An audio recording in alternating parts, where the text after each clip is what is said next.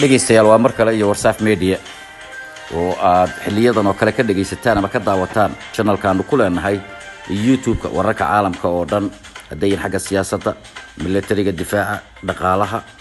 cilmiga iyo dhan walba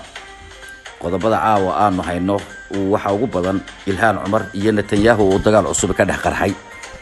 Ilhaan oo ku tilmaantay Netanyahu nin ay ku degantahay maskaxdiisa bilaash oo aan wax kira ka bixin oo ay ka wado inuu iyadoo ku mashquulay aanu shaqo kala bahaynin dhanka kale hogaamiyaasha labada xisbi ee jamhuuriga iyo dimuqraadiga iyo xubnaha Congress-ka ee dalka Mareykanka oo dhamaantood weeraray si toos ah iyo si dadbanba Ilhaan Cumar iyo Ilhaan oo sheegtay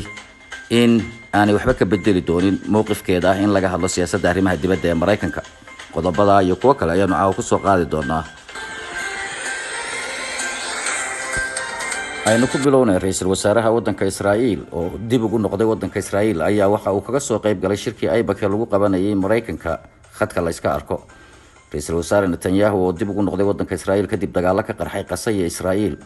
ayaa waxa uu khadka la iska arko kaga soo qayb galay shirkii Aybak ee lagu taageero waddanka Israa'iil ka sheegay hadallo uu ku weerarayo Ilhaan Cumar hadallo ay hadda ka horjeedisay oo u dhigmay ama dadka qaar u fasirteen inay ka hadlaysay in dadka Yuhuudda ay lacag ku iibsadaan siyaasiyiinta Mareykanka isla marhaantana siyaasadda Mareykanka oo dhamay u gadan tahay Yuhuudda ra'iisul wasaare Netanyahu ayaa waxa uu sheegay in maadaama isaga la yiraahdo Benjamin uu jawaabo hayo dadkii yiri it's all about Benjamin taasoo macnaheedu yahay siyaasadda Mareykanka oo dhamay waa lacag oo siyaasiyiinta waxa lagu iibsadaa lacag Benjamin Netanyahu ayaa waxa uu ku booriyay dadka Mareykanka ah inay ku hor istaagaan oo isla marhaantana ay si toos ah ugu babacdigaan dadka waxyaabaha ku hadla waxa kale oo uu sheegay in kuwaasi meel kasto ay joogaanba ay sun faafinayaan macnuhu ma aha qof hadal uu ka dhacay oo markaliya inta uu hadal yiri iska dhaqaaqay ayuu yiri balse waxa ka daran sunta ay reebayaan iyo nacaybka ay dadka Yuhuudda u abuurayaan hadaladan ayaa waxa uu sheegay in hadallo ay Yuhuudda horay u eeday ay yihiin oo horay loogu ugaarsaday xasuuqyadii hore ee soo gaaray hadda ka hor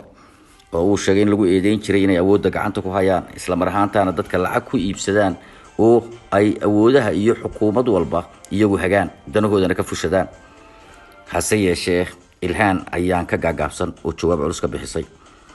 Ilhaan ayaa waxa ay sheegtay in ninka waxaan soo diray uu yahay nin loo haysto musuqmaasuq iyo laaluush iyo dambiye kale mid kalena waxa ay sheegtay oo si jees u tiri in maskaxdiisa ay ku degan tahay lacag la'aan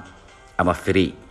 oo uu yahay qol iyadoo ay iska leedahay oo halka ay kira la'aan ku degan tahay maadaama uu iyada uun ku mashquulsan yahay oo wax kale oo qabanaya aanay jirin waxa ay ku eedaysay inaanu ka hadal xasuuqii loo geystay dadka Yuhuudda ee meesha macbadka lagu xasuuqay bishii hore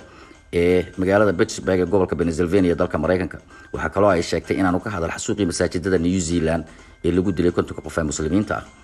waxa ay sheegtay in iyada uu ku mashquulsan yahay Ilhaan oo dhowr tweet barteeda Twitter-ka isa soo daba dhigtay dhamaantoodna isaga ku dhaleeceysay ayaan marnaba u joojinin Netanyahu dhanka kale madaxda xisbiyada jamhuuriga iyo dimuqraadiga dalka Mareykanka ee labada aqal ee Congress-ka Senate-ka iyo aqalka hoose ayaa dhamaantood si toos ah si dadbanba u weeraray Ilhaan Cumar madaxweyne ku xigeenka dalka Mareykanka Pence ayaa isagu sheegay in dadka waxa ku hadlaya ay ogaadaan in Yuhuudda iyo Mareykanku aanay ahayn wax kala go'ah isla marhaantana qofkii ka soo horjeeda Israa'iil uu yahay qof Mareykanka ka soo horjeeda Nancy Pelosi oo hogaamiyaha xisbiga ay ka tirsan tahay Ilhaan ee dimuqraadiga ee aqalka hoose ee Congress-ka ayaa iyaduna waxa ay sheegtay in Israa'iil ay tahay in Mareykanku mar walba uu taageero isla marhaantana uu difaaco oo ay tahay lama huraan cidii ka soo horjeeda arrinkaasina ay tahay cid ka soo horjeeda danaha dalka Mareykanka aan cidna laga gaagaabsan doonin oo la siin doono jawaabta ay leeyihiin laguna yeeri doono magaca ku haboon kaas oo ah Yuhuud nacayb dhanka kale ninka ku xiga Nancy Pelosi ee dimuqraadiga Congress-ka ku xiga marka la eego ah qofka labaad ugu sareeya ayaa oo isagu dhalashadiisa asal ahaan ay ka soo jeedo Yuhuud ayaa waxa uu sheegay in dadka Yuhuud nacaybka ku dhawaaqaya ay isaga ku eedeeyaan waxa ay ku eedeynayeen dadka Yuhuudda taasoo ah inay yihiin dad aan daacad u ahayn Mareykanimada isla marhaantana beerka jecel ku jira oo u kala qaybsami waayay Israa'iil iyo Mareykanka waxa uu sheegay cidda aaminsan inaan daacad u ahayn Mareykanku xadeer baa aniga haygu eedeeyeen maadaama aanan marna joojin doonin taageerada aan siiyo dalka Israa'iil. Ilhaan ayaa iyada oo hadal kooban ka jeedisay iyadoo sii gelaysa Koongareeska waxa ay sheegtay inaanay waxaasi waxba ka bedeli doonin mowqifkeeda ah inay ka hadasho siyaasadda arrimaha dibadda ee Mareykanka sida loo hago.